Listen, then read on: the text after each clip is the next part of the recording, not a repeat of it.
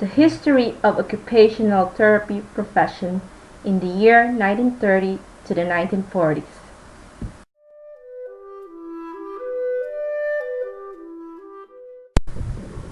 Since the early 1700s, occupational therapy was a profession set out to help individuals become functional again and feel that they have purpose in their lives. In the beginning, the focus was mostly on individuals with mental illness, and years later would focus on physical impairments as well. OT was a growing profession. However, in the 1930s, the professional progress was severely limited by the Great Depression in the United States, which was from 1929 to 1939. Healthcare suffered many setbacks during this period, and occupational therapy was directly affected. There was no growth for medical education and medical services, and due to lack of funding, many schools and clinics forced to close. Occupational therapy treatment survived mostly around arts and crafts to a more medical-based treatment using scrap materials and donations. Although jobs were more than scarce during the Great Depression, the Red Cross still called upon occupational therapists to help veterans from the First World War that ended in 1918. The veterans still had difficulty adjusting to civilian life. In the 1930s, women's clubs provided volunteer assistance and financial support, which was a great help. They also offered a field for the recruitment of women to enter the profession of occupational therapy. In 1935, the American Occupational Therapy Association joined forces with the American Medical Association to accredit educational programs for the registered occupational therapists. In 1939, World War II began and lasted until 1945. OTs were sought by the U.S. military to organize and run restorative programs for wounded and disabled veterans. Emergency training courses for occupational therapists were being implemented to meet the demands of the large number of veterans returning home with physical disabilities and mental impairments. There were few rehabilitation and long-term facilities for wounded veterans, despite the development of new medical techniques. Government assistance was made available for construction and running of rehabilitation facilities, staff training, and research after war veterans and their families expressed restlessly for services. OTs were forced to clarify their roles in the medical domain and to standardize their training practice. The medical establishment reluctantly accepted rehabilitation as a valid medical responsibility, but it was not awarded the same elite status that other medical specialties had. 1942 was considered to be the beginning of the rehabilitation movement, which lasted until the 1960s. During this time, the needs of injured veterans and the disabled population were recognized, which created a great demand for trained professionals and new facilities. Because of the use of antibiotics, the death rate declined.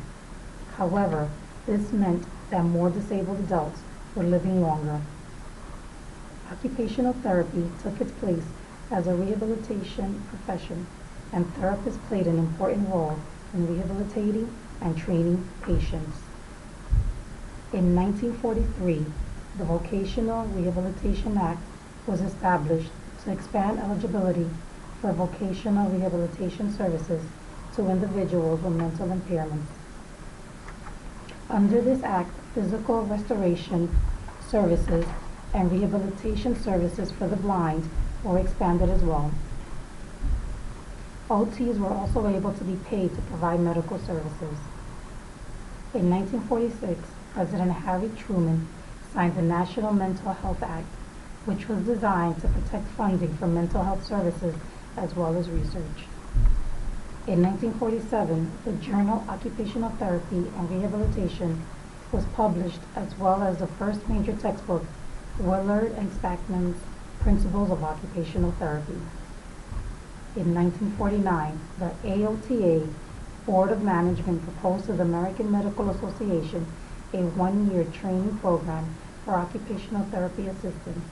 However, the emergence of the COTA, Certified Occupational Therapy Assistant, would not happen until years later.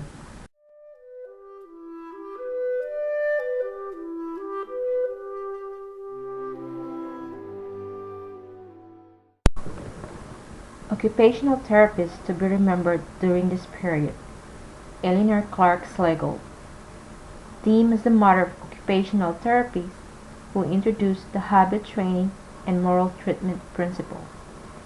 Worked as occupational therapy director of the New York State Department of Mental Hygiene from 1922 until her death in September 18, 1942.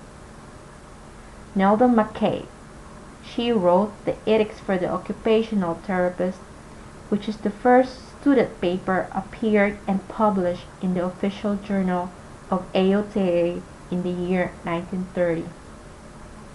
Irene O. Brooke, director of OT at the University of Oklahoma Hospital, indicated that her program for children had an extra value, a deeper, more intangible significance, the natural tendencies of life, play, and companionship.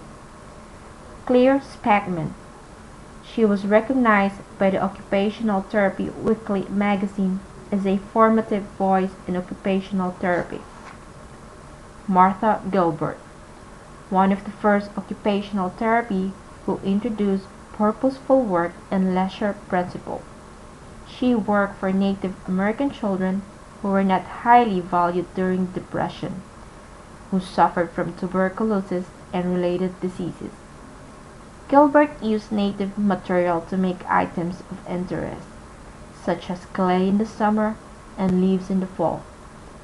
Culture was her focus of activities. Her approach may be seen today as therapists and assistants carry out innovative and imaginative programs in impoverished areas of the United States and all over the world.